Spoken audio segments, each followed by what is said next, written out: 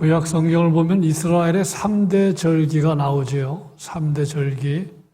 유월절, 무교절은 같은 시즌에 지키는 절기입니다. 유교절, 무교절. 같은 시즌에 지키는 절기이기 때문에 같은 절기로 이해하셔도 됩니다. 두 번째가 오늘 우리가 드리는 맥추절, 오순절, 칠칠절 다 같은 절기에 대한 다른 이름입니다. 맥추절, 오순절, 칠칠절.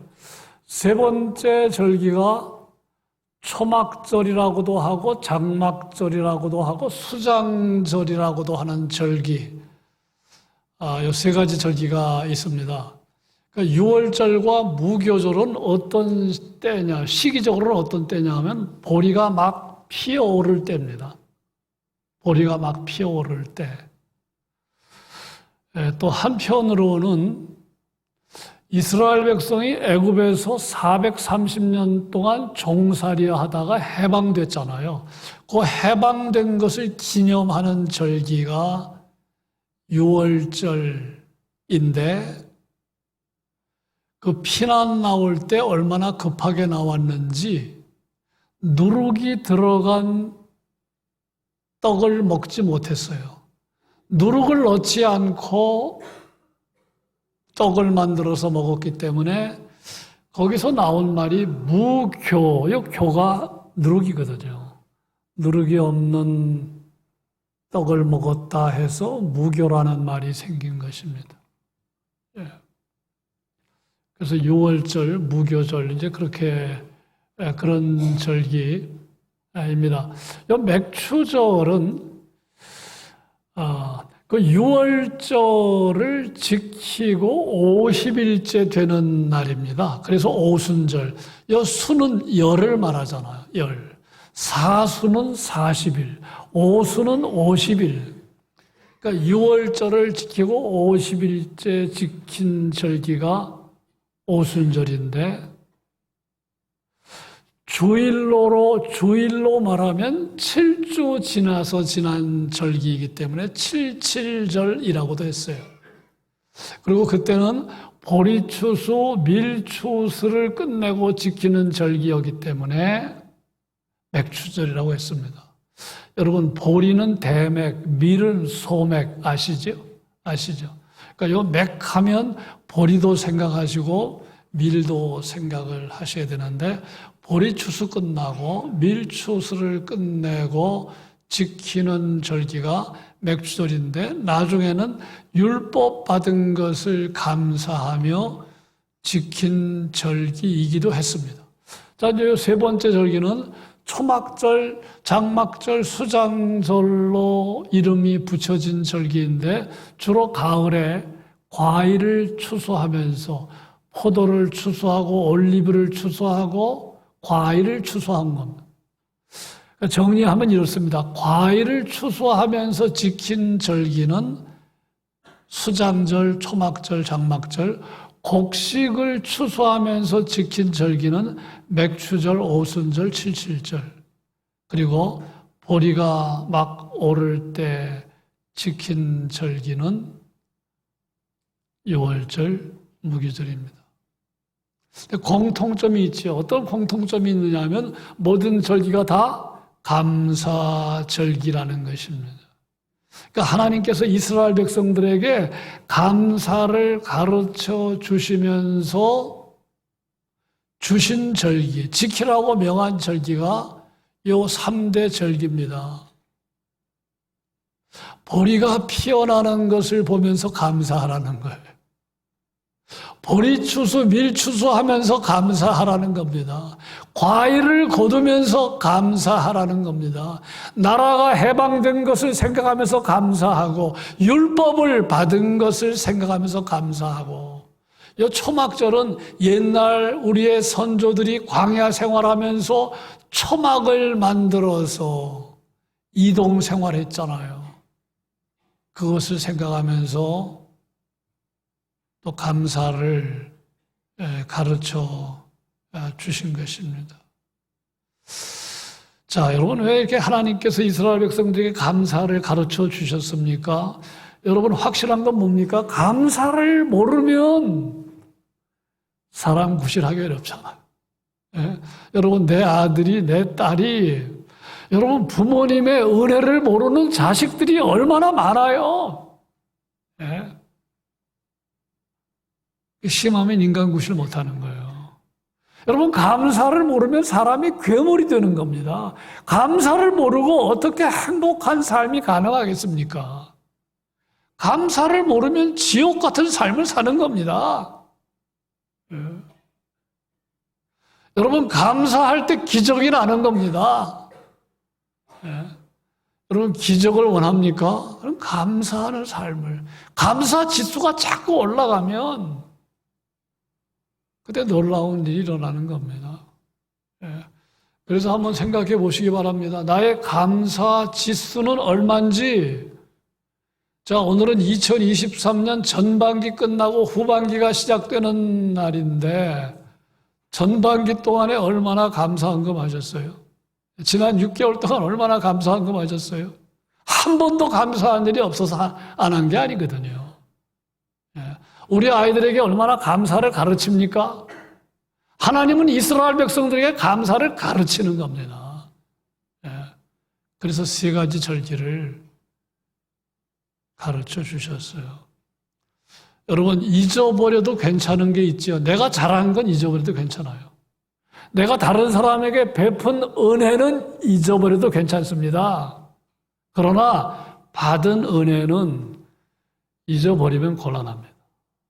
사람으로부터 받은 은혜, 하나님으로부터 받은 은혜 잊어버리면 이상한 사람이 되는 거예요. 제가 저의 삶을 이렇게 되돌아볼 때 가장 오래전에 있었던 것 기억하는 거는 초등학교 전에는 제가 잘 기억나는 게 별로 없는데요. 초등학교 1학년 때 기억나는 게 있습니다. 입학할 때 기억나는 게 있는데 그때 아이들은 왜 그렇게 코를 많이 흘렸는지 코를 많이 흘려서 여기 막 자국이 누런 그 코가 들어갔다가 나갔다 하면서 그냥 이 코에 자국이 생길 정도로 저는 그랬다고 생각하지 않는데 그럼에도 불구하고 입학하는 날 여기 수건을 접어서 직사각형 형태로 만들어서 핀을 꼽고 입학했던 기억이 나요. 예. 그러니까 갑자기 누런 코가 나오면 닦으라는 거죠. 예. 그런데 저희 부모님이 저를 사랑하지 않았겠습니까? 계모도 아니고 계부도 아니고 친부인데 사랑하지 않았겠습니까? 은혜를 베풀지 않았겠습니까? 그런데 어린 시절을 생각하면서 부모님의 은혜는 생각나지 않는다는 거예요. 예. 부모님이 잘못했는지 제가 잘못했는지 모르지만 초등학교 입학할 때 그 수건 접어가지고 여기에 붙여서 입학했던 생각은 나는데 사실은 그것은 기억 안 나도 상관없어요. 그것은 잊어버려도 상관없어요. 그러나 어렸을 때 7살 때가 아니면 8살 때, 8살 때가 아니면 9살 때 어렸을 때 부모님이 저에게 베풀어 주셨던 은혜와 사랑을 제가 기억했다면 제가 과거의 삶이 더 복된 삶이 되지 않았겠습니까? 그런 아쉬움이 있는 것입니다. 감사의 중요성 때문에 하나님께서 어쨌든 감사를 가르치셨는데 오늘 말씀은 다윗이 왕이었을 때 지은 시인지 왕 아니었을 때 지은 시인지는 오늘 본문에 나오지 않지만 다윗이 하나님의 은혜를 생각하면서 감사하고 찬양하고 하나님께 영광을 돌린 시가 오늘 103편입니다. 그러니까 감사시 찬양시예요. 하나님의 은혜를 생각하니까 찬양이 하나님의 은혜를 생각하니까 감사한 마음이, 하나님께 영광을 돌리는 마음이 생긴 것입니다. 자, 오늘 말씀 보시면 내 영혼아 여호와를 송축하라. 내 속에 있는 것들아 다 그의 거룩한 이름을 송축하라. 송축하라, 송축하라, 송축하라. 우리가 잘 쓰지 않는 말인데 이 말은 감사하라, 찬양하라는 말로 번역할 수 있는 히브리어입니다. 찬양하라는 말로 번역할 수 있고 감사하라는 말로 번역할 수 있는데 오늘 말씀을 잘 들여다보면 우리에게 뭔가 느끼는 게 있습니다. 뭘 느끼고 있습니까? 지금 다윗이 뭘 얘기를 하고 있는지 1절, 2절을 보시면 다윗이 자신을 향해서 하나님을 찬양하라고 얘기했다는 거예요. 다른 사람을 향해서 말한 게 아니고 자기 자신을 향해서 내 영혼아 여호와를 송축하라. 내 영혼아 내 속에 있는 것들아 다 그 성호를 송축하라. 내 영혼아 여호와를 송축하며 그 모든 은택을 잊지 말지어다. 다른 사람을 향해서 말한 게 아니라 자기 자신을 향해서 하나님을 찬양해라. 하나님께 감사하라. 하나님을 송축해라 라고 말했다는 점입니다. 1절, 2절에서는 내가 이렇게 말하다가 3절 이하에 보면 네 하는 말이 나오죠. 예. 네 모든 죄악을 사했다. 네 모든 병을 고쳤다. 예. 이제 그런 식으로 내가가 니라는 말로 바뀌어지는데 이 말 역시 다윗을 지칭하는 거죠. 다윗 자신을 일컫는 말입니다. 예. 여기서 우리가 중요한 거 배우잖아요. 오늘 많은 사람들이 다른 사람에 대해서 이러쿵 저러쿵 말합니다. 다른 사람을 고치려고 하고 다른 사람을 가르치려고 하는데 다윗은 자기 자신을 가르치려고 했다는 거예요. 뭔가 좀 배우는 점이 있지요. 여러분 지난 한 주간 동안 나 자신을 고치기 위해서 얼마나 애를 썼습니까? 다른 사람에 대해서는 이것도 못마땅하고 저것도 못마땅하고 우리가 그런 반응을 보일 때가 많이 있잖아요. 그런데 정작 자기 자신은 별로 고치려고 하지 않는다는 거예요. 그럼 여러분 심각한 거 아닙니까? 자기 자신을 안 고치려고 하고 자꾸 다른 사람 고치려고 하고 자기 자신을 가르쳐야 되는데 자기 자신은 안 가르치고 자꾸 다른 사람을 가르치려고. 그러니까 목사가 정말 조심할 일이죠. 교인들에게만 설교하지 말고 자기 자신에게 설교. 겸허한 마음으로 강단에 서야 할 사람이 목사입니다. 이 말씀을 교인들에게 설교하지만 1차 적용 대상은 한 목사 자신입니다. 우리 교사들이 아이들에게 가르치기 전에 자기 자신을 가르치려고 애를 쓴다면 그 교사가 얼마나 훌륭한 교사겠어요. 아이들한테는 예배를 잘 드리라고 하면서 자기는 예배를 안 드려요. 예배 시간에 늦어. 그럼 아이들이 뭘 배우겠어요? 그래서 우리가 오늘 말씀 시작부터 배우는 게 있는 겁니다.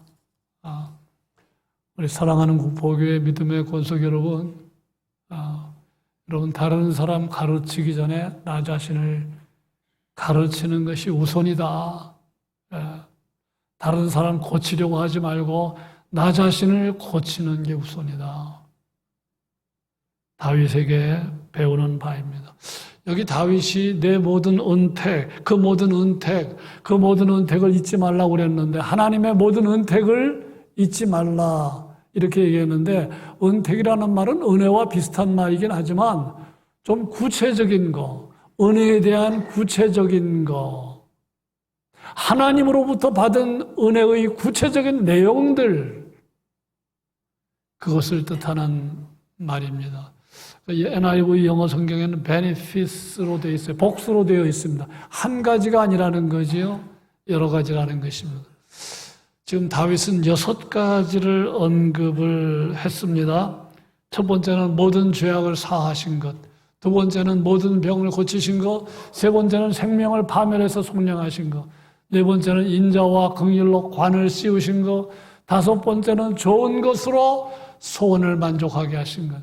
여섯 번째는 청춘을 독수리같이 새롭게 하신 것. 모든 주원은 하나님입니다. 하나님이 모든 죄악을 사하셨다. 하나님이 모든 병을 고쳐주셨다. 생명을 파멸해서 성량하셨다. 이렇게 되어 있는 거죠.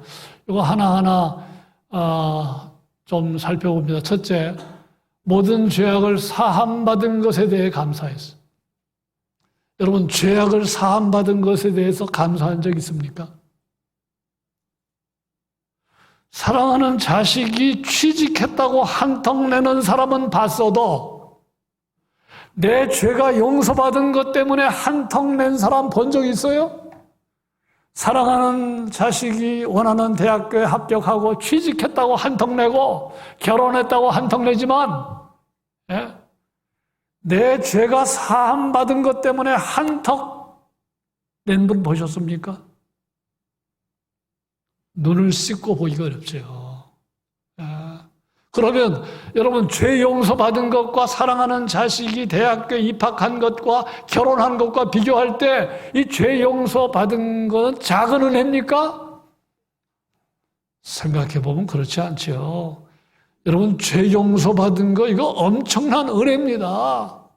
여러분, 죄 용서받지 못하면 영원한 형벌입니다. 지옥입니다. 구원받지 못합니다. 예수님이 십자가에 죽으심으로 우리의 죄값을 치르심으로 우리는 죄 용서 받으셨어요. 그러니까 사죄의 은혜를 깨달으면 마음에 평안이 찾아옵니다. 하나님과의 관계가 회복이 됩니다. 불안하지 않습니다. 밤에 잠을 편하게 잡니다. 내 모든 죄가 용서받았다는 확신이 드는데 그게 복음이잖아요. 근데 그걸 은혜로 생각하지 않는 거예요. 여러분, 내 죄가 용서받지 못했다는 생각이 내 마음에 가득하면 밤에 잠을 이루겠습니까? 얼마나 불안하겠습니까? 그러니까 여러분, 예수 믿고 죄 용서받았다는 건 이게 얼마나 놀라운 사건인지 평생 감사해야 할 기도 제목이 되는 것이요. 그렇다고 금주 이번 주간에 내 죄 용서받은 것 때문에 한턱 내라는 얘기는 아니에요. 또 내고 싶은 분은 내도 할 수 없는데 우리가 세례 받는 것, 내 자녀가 세례 받는 것, 어떤 분은요, 자기 자녀가 세례 받는데 졸업식에는 가도 세례 받을 때 부모가 안 나오면 기가 막힌 거 아닙니까? 세례 사건 뭔지를 모르는 거죠.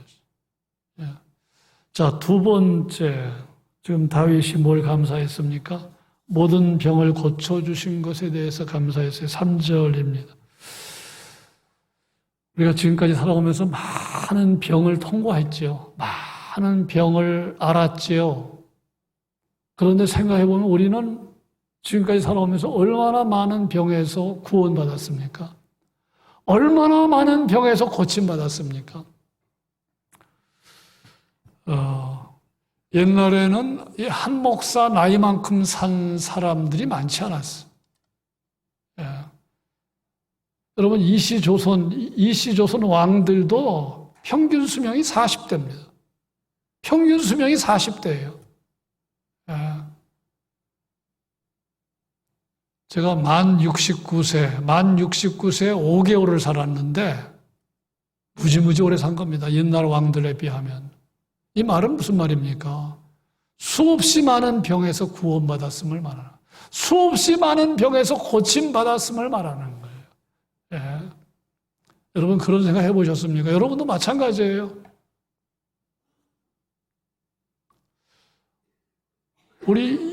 제가 한 번도 보지 못한 우리 이모님은 이 무릎에 부스럼 때문에 돌아가셨다고 그래요. 제가 생각해보니까 제가 어렸을 때 기관지염을 알았는데 기관지염에서 고침받았어요. 제가 구포기에 오기 전에 남대문 교회에서 비가 억수로 쏟아지는 날 삼각산 어느 교인 신방 갔다가 비를 갑자기 맞는 바람에 그 이후에 천식이 생겼는데 지금 천식 때문에 고통받는 사람들이 아픔을 압니다. 이게 보통 일이 아니더라고요. 숨을 쉬어야 되는데 숨이 안 쉬어지니까 죽는 것 같아요. 그런데 제가 남대문교회 끝나고 구포교회 와가지고 천식으로 고통당한 일이 없어요. 천식을 깨끗이 고침받았어요. 기가 막힌 은혜 아닙니까? 예. 이쯤 되면 막 박수가 나와야 되는데 박수도 안 칠 필요 없어요. 예. 예. 제가 옛날 교회당에서 아마 여기 와서도 잠깐 그랬는 것 같은데 알레르기 비염으로 고통당한 거 아마 눈치챈 분들이 많이 있을 거예요. 어느 정도로 심했느냐 하면 새벽 기도 때 교독을 하잖아요. 콧물이 줄줄 흐르니까 교인들이 교독하는 그 순간에 코를 닦는 겁니다. 예. 근데 어느 순간에 깨끗이 비염이 떠나갔어요. 알레르기 비염이 물러갔어요. 예. 여러분 기가 막힌 은혜 아닙니까? 예. 대상포진에서도 건진받았고 전립선 암에서도 건진받았고 예. 제가 지금 눈으로 조금 고생하는 것 같아도 거의 다 낫습니다. 예. 그리고 작년 이맘때 동영상을 보면요 얼굴에 피부가 시뻘게 가지고 예. 근데 요즘 우리 김순희 도사님이 그래요. 목사님 눈만 좀 불편하지 피부는 너무너무 좋다고 제대로 본 거예요. 예. 예. 이 고침받은 게 한두 가지가 아닙니다. 저만 그렇겠습니까? 여러분 그동안 감기를 몇 번 앓으셨어요? 몸살을 몇 번 하셨어요? 몇 번 앓았어요? 그 병에서 고침받지 못했으면 이 자리에 있을 수 없죠. 예. 그러니까 다윗은 기억하는 겁니다. 예. 내가 그동안 많은 병을 앓았는데 하나님께서 고쳐주셨구나. 고쳐주셨구나. 예. 그걸 생각하면서 감사했는데 다시 말하면 눈이 열린 거예요. 감사의 눈이 열리니까 지금 이것저것 감사의 제목이 이어집니다. 제가 보니까 또 요로결석, 헬리코박터균 감염 그래도 다 고침받았어요. 자, 세 번째는 파멸에서 생명을 구원받은 것에 대해서 감사했습니다. 구체적으로 뭔 일인지는 알 수 없지만 정말 심각한 위기, 인생이 끝나는 것 같은 위기가 있었다는 거죠. 앞이 캄캄한 절망이 있었다는 거죠. 그런데 하나님께서 나를 그 파멸에서 건져주셨다. 지금 그것을 지금 다윗이 말하고 있는데 우리도 지나온 삶을 돌아보면 앞이 안 보일 때가 있었잖아요. 너무너무 걱정이 되었던 때가 있었잖아요. 다윗은 그것을 기억하면서 하나님께 감사를 드렸습니다. 네 번째는 인자와 긍휼로 관을 씌우셨다. 여러분 인자는 헬라어로 헤세드입니다. 헤세드는 언약에 기초한 사랑입니다. 하나님이 이스라엘 백성과 언약을 맺었기 때문에 이스라엘 백성이 계속 잘못해도 인내를 보이시고 기회를 주시고 결국은 하나님의 사랑을 보여주셨다는 그 이야기예요. 생각해보면 우리가 다 메모를 하지 않고 적지 않아서 그렇지 우리가 그동안 살아오면서 하나님 앞에 사람 앞에 지은 죄가 얼마입니까? 잘못 살은 그 흔적이 얼마입니까? 그런데 하나님이 그걸 따지고 드셨다면 그렇다면 우리는 지금 믿음 생활 자체가 불가능한 거예요. 하나님이 기회를 자꾸 주셨기 때문에 은혜를 베풀어 주셨기 때문에 헤세드의 사랑을 베풀어 주셨기 때문에 사실 우리의 삶이 다 공개된다면 다 부끄러운 일들이 얼마나 많아요. 고개를 들 수 없는 일들이 얼마나 많습니까? 저도 마찬가지인데 하나님이 자꾸 기회를 주시고 참으시고 그게 여러분 헤세드입니다. 그게 언약에 기초한 사랑이에요. 지금 다윗이 그걸 말하는 겁니다. 다윗도 생각해보면 참 천하의 몹쓸 인간이었잖아요. 멀쩡한 가정의 부인을 유혹해서 간음을 했던 가정을 붕괴시켰던 인물 다윗 아닙니까? 근데 다윗에게 하나님이 기회를 주시는 은혜를 베풀어 주시는 참으시는 거예요. 아마 다윗이 그것을 기억했는지 모르겠습니다. 다섯 번째. 좋은 것으로 소원을 이루어 주신 것에 대해 감사했습니다. 이 말은 무슨 말입니까? 여러분 잘 생각해 보시죠. 이 말은 뭐냐면 나는 이쪽 문을 두드렸다는 거예요. 나는 이쪽이 좋은 것인 줄 알고 이쪽 문을 계속 두드렸는데 하나님이 오른쪽 문을 열어주셨는데 나중에 보니까 이게 더 좋은 거였다는 거예요. 나는 이게 제일 좋은 건 줄 알고 이게 응답이 안 되면 내 인생 끝나는 줄 알고 계속 왼쪽 문을 두드렸는데 하나님은 왼쪽 문 열어주지 않고 오른쪽 문을 열어주셨는데 나중에 생각해 보니까 이게 더 기가 막힌 것이었다는 그 얘기입니다. 저는 독일 문을 계속 열어달라고 하나님께 기도했는데 하나님은 구포의 문을 열어주시고 구포에서 행복하게 30년 동안 목회하고 이제 마무리할 시간이 다가오게 하셨어요. 생각하면 참 감사한 일. 저는 독일의 문이 안 열리면 모든 것이 참으로 나에게 안 좋은 거라고 생각했는데 내가 원하는 문은 안 열렸지만 더 좋은 문이 열렸음을 간증할 수 있는 거예요. 여러분 제가 저 구포 옛날 예배당에서 제가 가졌던 소원은 뭔지 아십니까? 그 교회당 옆에 주차장 그거 원했어요. 그 주차장. 옛날 교인들 아시죠? 옛날 예배당 옆에 주차장을 그걸 원했어요. 그게 다 합하면 한 200평 될까 말까 합니다. 그걸 좀 교회가 살 수 있게 당회에서 뭐 구체적으로 의논하고 하지 않았지만 그런데 보세요. 그쪽 주차장 있으면 좋겠다 했는데 한 번도 저는 이쪽에 생각도 안 했어요. 더 기가 막힌 걸 주셨잖아요. 제가 지금 두 가지만 지금 실례를 들고 있는데 이런 일이 어디 두 가지뿐이겠습니까? 그래서 여러분 용기를 잃지 마세요. 힘내세요. 내가 원하는 것 되지 않아도 낙심할 필요가 없는 겁니다. 하나님은 더 좋은 것 주신 하나님이시다. 이게 다윗의 고백이 아니라 우리 모두의 고백이 될 수 있기를 축원합니다.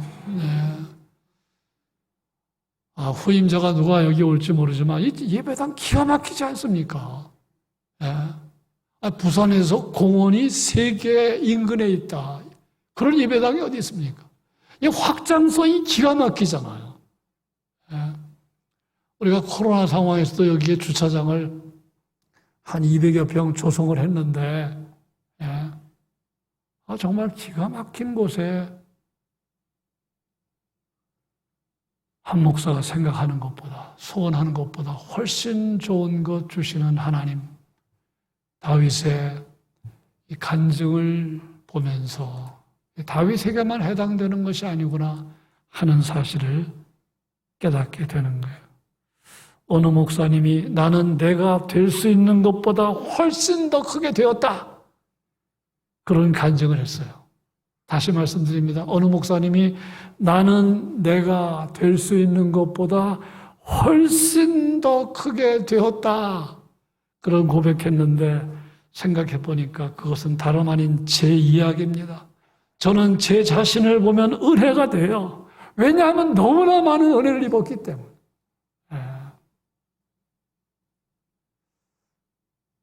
그러니 여러분 얼마나 감사한 것입니다. 이런 깨달음이 우리 모두에게 있기를 주님의 이름으로 축원합니다.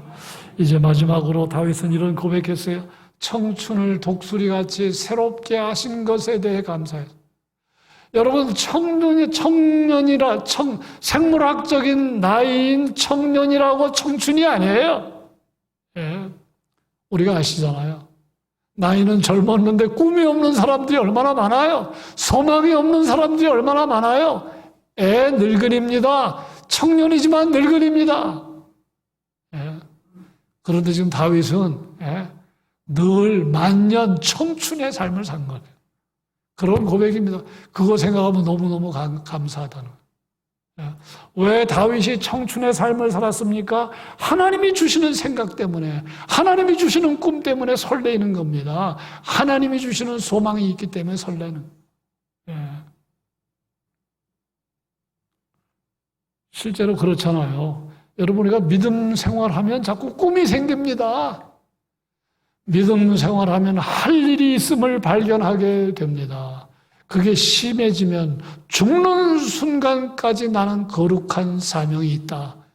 그런 깨달음을 얻게 되는 거예요. 그래서 청춘의 삶을 살아가는데 그런 삶을 살아갔던 인물이 다윗입니다. 그러니까 다윗에게서 배우는 건 뭐냐 하면 결국은 다윗이 깨달은 거죠. 이런 은혜를 다른 사람들도 경험하지 못한 건 아닌데 경험했는데 깨닫지 못하면 결국은 감사하지 않는 거죠. 찬양하지 않는 거죠. 하나님께 영광 돌리지 않는 거죠. 그러니까 중요한 건 깨닫는 겁니다. 깨닫는 거. 시편 49편 20절에 이런 말씀이 있습니다. 존귀에 처하나 깨닫지 못하는 사람은 멸망하는 짐승 같다. 깨닫지 못하는 사람은 뭐 같다고요? 짐승이래요. 짐승. 그래서 우리가 기도할 때 이게 참 중요한 기도 제목입니다. 하나님, 좀 깨달으며 살게 해주십시오. 깨닫는 복 주시기를 바랍니다. 여러분, 깨달아야 변화가 나타나지 않겠습니까? 깨닫지 못하는데 무슨 변화가 있겠어요? 깨달으니까 눈이 열리는 겁니다. 감사의 제목이 막 들어오는 겁니다. 옛날에 보지 못한 감사거리가 막 생각나는 것입니다. 제가 얼마 전부터 이런 기도를 식사 기도할 때 종종 드리는데요. 이런 기도를 드립니다. 하나님 아버지, 날마다 일용할 양식을 받음이 놀라운 은혜요 기적임을 깊이 깨닫고 감사를 드립니다. 그냥 형식적으로 식기도 하는 게 아니라 매일매일 양식을 받음이 어마어마한 은혜네요. 이게 기적이네요. 그걸 깨닫게 하겠다는 거예요. 여러분, 그렇지 않아요? 농사도 짓지 않는데 매일매일 새끼 양식을 받는다. 이게 기가 막힌 은혜 아닙니까? 이게 기적 아닙니까? 기적이죠. 어마어마한 은혜죠. 그러니까 이게 정말로 감사하고. 그래서 오늘 많은 사람들이 깨닫는 게 이게 잘 안 돼요. 깨달아야 되는데, 깨달아야 결국 변화가 오는데, 매일 이게 그냥 변화가 없이, 악순환의 고리를 끊어야 되는데, 좀 어떤 신앙의 도약이 있어야 되는데, 새로운 전기가 나타나야 되는데, 그냥 돌아가는 겁니다. 근데 감사한 게 지금 우리 토요일 새벽 기도에 부흥이 일어난다는 거 아세요? 여러분, 토요일 새벽 기도에 어제 88명이 왔는데 90명 정도 왔으면요, 이게 부흥입니다. 우리 교인들로 말하면 한 5분의 1 정도 온 거잖아요. 이게 부흥입니다. 지금 새로운 목사님이 오셔가지고 좋은 목사님이 왔다고 칩시다. 근데 교인들이 새벽 기도에도 몇 사람 만나고, 수요일에도 몇 사람 만나고, 그럼 그 좋은 목사님이 와가지고 힘내겠습니까? 지금 뭔가 좀 깨달아야 됩니다. 지금 우리 후임자 청빙을 앞두고 있잖아요. 그럼 지금처럼 밋밋하게 해서 뭐가 되겠습니까? 다윗이 깨달으니까 막 이것저것 감사의 제목이 생각나는 거예요. 자기 자신을 막 가르치기 시작하는 겁니다. 또 하나는 늘 듣는 얘기인데 당연하게 생각하는 게 문제거든요. 당연한 게 아닌데 정말로 어마어마한 감사거리인데 당연하게 생각하는 게 문제. 눈으로 보는 게 당연한 게 아니잖아요. 코로 숨 쉬는 게 당연한 게 아닙니다. 입으로 말하는 게 당연한 게 아니에요. 예배 드리는 게 이게 당연한 게 아니거든요. 이게 어마어마한 은혜입니다. 이제 말씀을 정리합니다. 이무라 가즈키오, 일본 사람 이야기하고 마치겠습니다. 이무라 가즈키오, 일본 사람인데 의사입니다. 내과 의사인데 이 병을 알았어요. 오사카 병원에서 내과 의사로 근무하다 육종암 걸렸는데 오른쪽 다리를 절단합니다. 초인적 인내로 의사의 사명을 다하다가 결국은 이 암이 폐로 전이되어 안타까운 나이에 세상을 떠나는데 그때 그의 나이 31살입니다. 31살. 이무라 가즈키오. 이런 글을 남겼습니다. 소중한 것은 눈에 보이지 않는가 보다.